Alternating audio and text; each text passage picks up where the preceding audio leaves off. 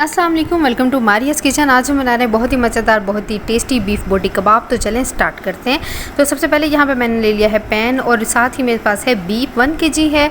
Beef मेरा boneless, थोड़ा सा फैट वाला। इसका बोटी कबाब बहुत ही टेस्टी मज़ेदार बनता है। तो प्याज लिए हैं मैंने यहाँ पर 2 मीडियम साइज़ के, 3 से 4 टुकड़े अदरक के हैं, आप 2 इंच का अदरक समझ लें, और 1 लहसुन है पूरा। और इसको हमने डाल देना है अपना गोश्त के साथ ही, बहुत अच्छा सा टेंडर हो जाएगा।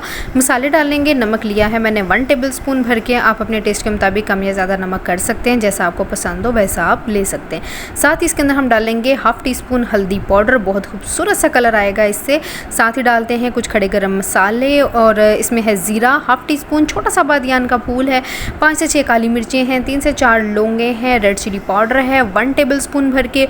रेड चिली भी आप अपने टेस्ट के मुताबिक कम या ज़्यादा कर सकते हैं। साथ ही इसके अंदर हम डालेंगे थोड़ी सी अजवाइन 1/4 टीस्पून, बहुत मज़े का टेस्ट आता है इसका। और साथ ही इसके अंदर हम डालेंगे 15 से 20 गोल लाल मिर्चें, अगर आपके पास लंबी वाली है तो आप वो डाल सकते हैं। बहुत मज़ेदार इसका कलर आता है, बहुत खूबसूरत ये कबाब बनते हैं। तो आपने इनको ज़रूर बनाना है, अपने ईद के मेन्यू में इनको ज़रूर शामिल करना है। पानी डाल देंगे हम इतना कि जिसके अंदर हमारा गोश्त गल जाए। मैं यहाँ पर डाल रही हूँ 3 गिलास पानी के, और इसको कवर करके हम 15 से 20 मिनट के लिए मीडियम टू लो फ्लेम पे पकने देंगे, जब तक के लिए हमारा गोश्त बहुत अच्छा सा गल जाए। तो यहाँ पर हमें 20 मिनट हो चुके हैं, हमारा जो गोश्त है वो 50% तक गल चुका है। तो अभी इसके अंदर हमने डालनी है अपनी दाल। तो ये देखें हमारा गोश्त जो है वो 50% तक गल चुका है। दाल ली है मैंने 1/2 kg, भिगो दिया था इसको मैंने, और अब हम दाल डाल के हम इसको मज़ीद 20 मिनट के लिए पका लेंगे, जब तक कि हमारी दाल जो है वो बहुत अच्छी सी गल नहीं जाती, मैश हो जाता है।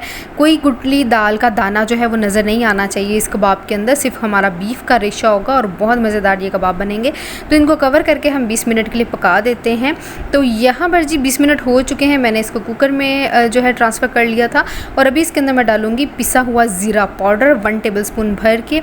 नमी है अभी थोड़ी सी गोश्त के अंदर और दाल के अंदर, आप देख सकते हैं हमारा जो मिक्सचर है वो थोड़ा सा नमी वाला है। तो इसको हमने बहुत अच्छा सा ड्राई कर लेना है, अच्छा सा भून लेना है ताकि ये ड्राई हो जाए। और सबसे पहले हम डालते हैं थोड़ा सा गरम मसाला पाउडर, इससे बहुत ही अच्छा टेस्ट आता है कबाब का। आप इस रेसिपी को स्टेप बाय स्टेप फॉलो करेंगे तो आपके कबाब बहुत ही ज़बरदस्त बनेंगे। तो देखें हमारा मसाला जो सा है वो सूख चुका है, तो इसको निकालते हैं पैन में।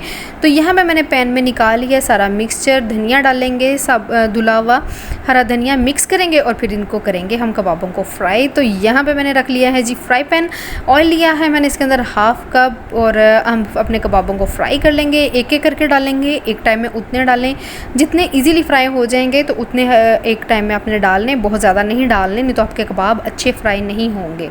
तो साथ ही इसको फ्राई करते हैं, और बहुत मज़ेदार हमारे कबाब जो हैं वो तैयार। आप देख सकते हैं कबाबों में कहीं कहीं जो है वो लाल मिर्च नज़र आ रही है, बहुत खूबसूरत इसका कलर आता है। तो देखें जी माशाल्लाह अल्हम्दुलिल्लाह हमारे कबाब फ्राई हो चुके हैं, कैसा खूबसूरत हमारे कबाबों का कलर आया है।